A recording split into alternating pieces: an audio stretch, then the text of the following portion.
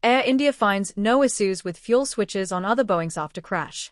U.S. report says investigators looking at actions of plane's captain before plane crash that killed 260 people.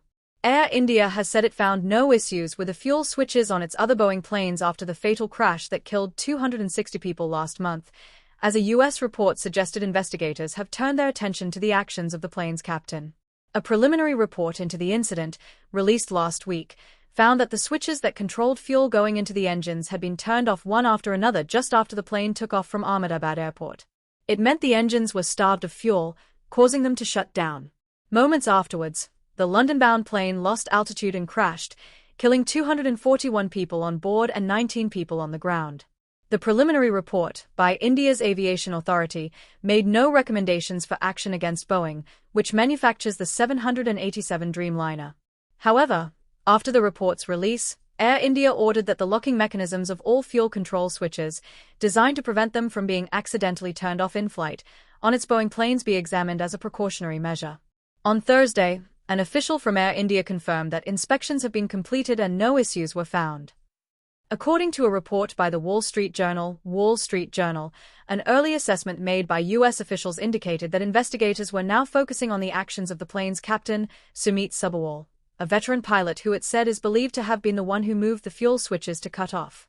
The black box recording is reported to indicate that it was the plane's first officer, Clive Cundia, who was flying the aircraft during takeoff and had questioned why the pilot had moved the fuel switches to cut off. Sabharwal had replied that he had not. The Wall Street Journal cited what it said were people familiar with U.S. officials' early assessment of evidence uncovered in the crash investigation as saying that Cundia, the first officer, had panicked, while the captain had remained calm. The sources cited by the Wall Street Journal did not state if the action was believed to be deliberate or accidental.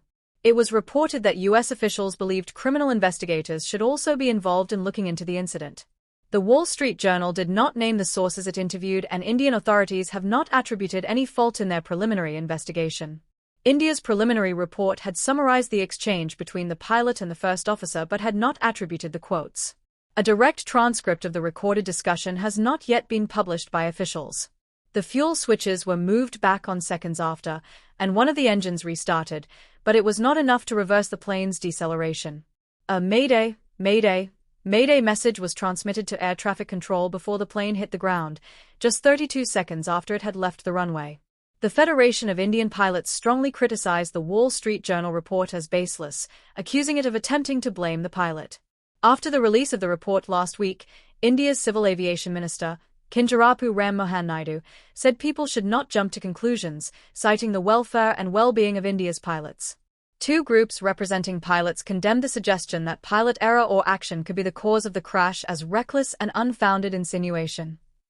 A report in the Indian Express said investigators were examining previous technical glitches with the plane to explore the possibility of an uncommanded transition of the fuel control switches.